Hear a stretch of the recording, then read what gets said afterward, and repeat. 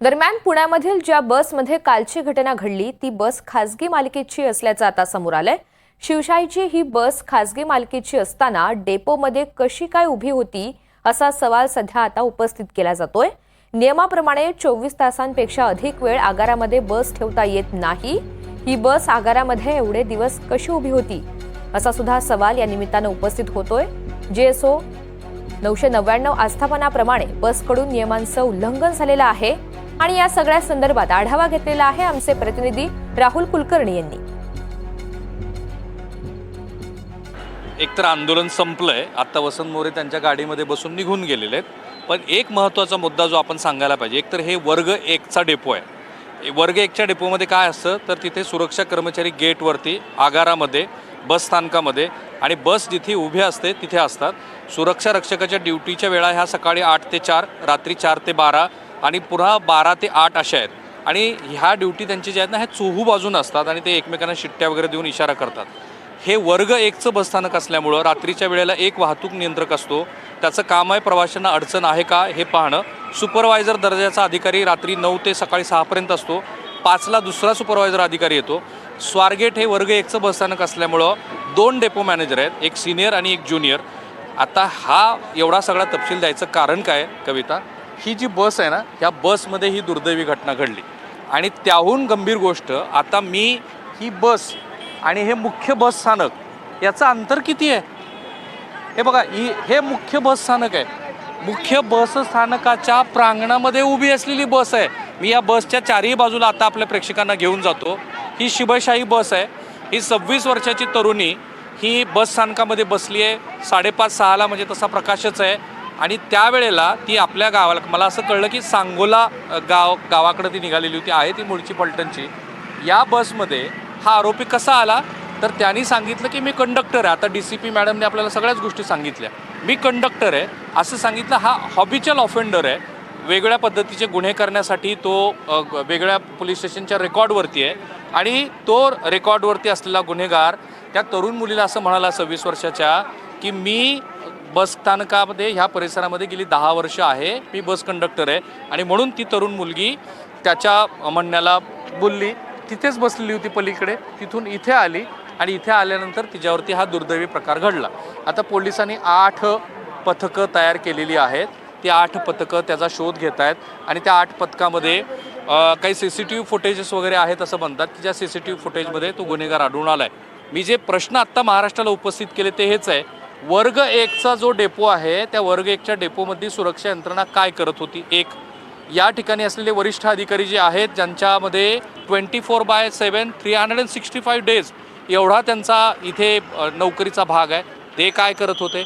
आणि आत्ता ज्यांनी आंदोलनं केली आहेत आणि त्यांनी काही गोष्टी दाखवल्या या पलीकडे, आता जी बस दाखवली ती इथून काही अंतरावरती कविता ती बस आहे, ज्या बसमध्ये कंडोम, साड्या, वेगळ्या पद्धतीचे कपडे वगैरे हे सगळं आता दिसलेलं आहे। आणि अशा स्थितीमध्ये या बसस्थानकामध्ये की ज्या बसस्थानकामध्ये सर्वाधिक प्रवाशांची संख्या आहे आणि हाकेच्या अंतरावरती जे मुख्य प्रवेशद्वार आहे तिथून काही अंतरावरती असलेली ही जी बस आहे, कदाचित ही बस त्याच ठिकाणी होती का नंतर तिथं आणून पार्क केली, तर त्या बसस्थानकामध्ये इतक्या मोठ्या प्रमाणामध्ये सुरक्षा व्यवस्था तैनात असताना ही घटना घडली। आणि त्याच्यानंतर आता सगळ्यांनी प्रतिक्रिया द्यायला सुरुवात केली। तो मूळ मुद्दा एकच आहे की या वर्ग 1च्या बसस्थानकासाठी ज्या गोष्टी करणं गरजेचं होतं ते का केल्या गेल्या नाहीत। आता सगळेजण प्रतिक्रियावादी झाले आहेत आणि गृहमंत्र्याने प्रश्न विचारत आहेत। गृहमंत्र्याने सुद्धा त्या ज्या DCP मॅडम आहेत त्यांना मी हा प्रश्न विचारला तर त्या म्हणाल्या की ह्या सगळ्या प्रकरणाचा आता आम्ही शोध घेतोय। माझं तर मत असं आहे की ह्या प्रकरणामध्ये ॲटलिस्ट निग्लिजन्स म्हणून ह्या मंडळीवरती गुन्हे दाखल करायला हवेत, कारण ते जर इथं असते तर मी जे वारंवार सांगतोय की हाकेच्या अंतरावरती मुख्य प्रवेशद्वार आहे आणि तिथपासून ही गाडी जिथे उभा आहे ते अंतर फार कमी आहे। आता जर या प्रकरणामध्ये पहिली गोष्ट काय करायची असेल तर आता हे जे पोलीस कर्मचारी आहेत हे तर काय प्रत्येक ठिकाणी प्रत्येक जागेवरती उभे राहू शकत नाहीत। जी आधीची यंत्रणा आहे त्या यंत्रणेनं काय केलं हे बघायला हवं आणि इथे जेवढे वरिष्ठ अधिकारी आहेत SD महामंडळाचे त्या सगळ्यावरती गुन्हे दाखल करायला हवेत। त्यांचा निग्लिजन्स आहे म्हणून, कारण त्यांची जर तिथे ड्युटी होती तर ती ड्युटी त्यांनी केलेली नाही हे तर दिसतं आहे। दुसरं असं मला सांगितलं की 12 वरिष्ठ अधिकाऱ्यांचे इथे त्यांचे निवासस्थान आहे त्या निवासस्थानामध्ये अशी व्यवस्था आहे की या ठिकाणी जर थोडं काही खुट्ट वगैरे झालं तर त्या ठिकाणी असलेल्या वरिष्ठ अधिकाऱ्यांना या घटनेच्या संदर्भामध्ये कुठली ना कुठली तरी गोष्ट त्यांना कळाली असती, जी त्यांना कळाली नाही. आणि महत्त्वाची गोष्ट काय की हा गुन्हा केव्हा दाखल झाला आहे कविता, जेव्हा ही तरुण मुलगी अर्धा प्रवास करून बसमध्ये बसून गेली आणि तिनं आपल्या जवळच्या मित्राला सांगितलं की माझ्याबरोबर असं झालं आहे. त्याच्यानंतर त्या मित्रानं योग्य सल्ला दिला की तू पोलिसात जा. म्हणजे तोपर्यंत जे वसंत मोरेनी शब्द वापरला की ते रोजच बलात्कार वगैरे होतो, ते जरा थोडं एक्झॅजरेशन आहे असं जरी म्हटलं तरी तोपर्यंत हा जो हॅबिच्युअल गुन्हेगार आहे हा अशा किती पद्धतीच्या घटना करत असावा. कारण ह्या तरुण मुलीनं ते धाडस नसतं दाखवलं तर हा गुन्हाही दाखल झाला नसता. कारण इथल्या कुठल्याच यंत्रणेला इथं असं काही झालं आहे या बसमध्ये, ज्या बसमध्ये मी पुन्हा वारंवार दाखवतोय कारण हे कळणं महाराष्ट्राला गरजेचं आहे की अवघ्या मुख्य बसस्थानकाच्या पासून हे बघा, हे स्वारगेटचं जे मुख्य फलक आपण महाराष्ट्र नेहमी बघतो वेगळ्या माध्यमावरती, कविता हे किती अंतर आहे. मग या बाजूला माझा एक हात आहे आणि ह्या बाजूला ती बस आहे. तर या ठिकाणी ह्या मुलीनं धाडस दाखवलं म्हणून तो गुन्हा दाखल झाला, अन्यथा हा गुन्हाही दाखल नसता झाला. त्या मुलीला जर तिच्या मित्राने योग्य तो सल्ला नसता दिला, तो गुन्हा दाखल झाला नसता. तो जो हॅबिच्युअल ऑफेंडर आहे, बरं हा प्रश्न पुणे पोलिसांना विचारायला हवा आणि गृहमंत्र्यांना पण विचारायला हवा की पुण्यातले असे गुंड जे आहेत, जे हॅबिच्युअल गुंड आहेत, आता हा हॅबिच्युअल आहे, हा सोनचाकळी चोरतो, वेगळ्या पद्धतीच्या गुन्ह्यामध्ये वेगळ्या गुन्ह्यात पोलीस स्टेशनला याच्यात गुन्हा दाखल आहे. हा गजा मारण्याच्या विरोधातला प्रकरण 2 दिवसापूर्वी पुण्यात बाहेर आले. असे कितीतरी गुन्हेगार आहेत की जे बाहेर येतात, पुन्हा गुन्हेगारी कृत्य करतात, पुन्हा त्याच्यावरती पोलीस काहीतरी कारवाया करतात आणि मग त्यांच्यावरती पुन्हा अशा पद्धतीचा गुन्हा झाल्यानंतर सगळीकडे प्रतिक्रियावादी सगळ्या ओरड सुरू होतात. प्रश्न हाच आहे की हा गुन्हा ज्या व्यक्तीनं आता केला, अशा पद्धतीचे गुन्हे या प्रांगणामध्ये मोठ्या प्रमाणात होत असावेत का? कारण इतकं धाडस या गुन्हेगारा कसं आलं?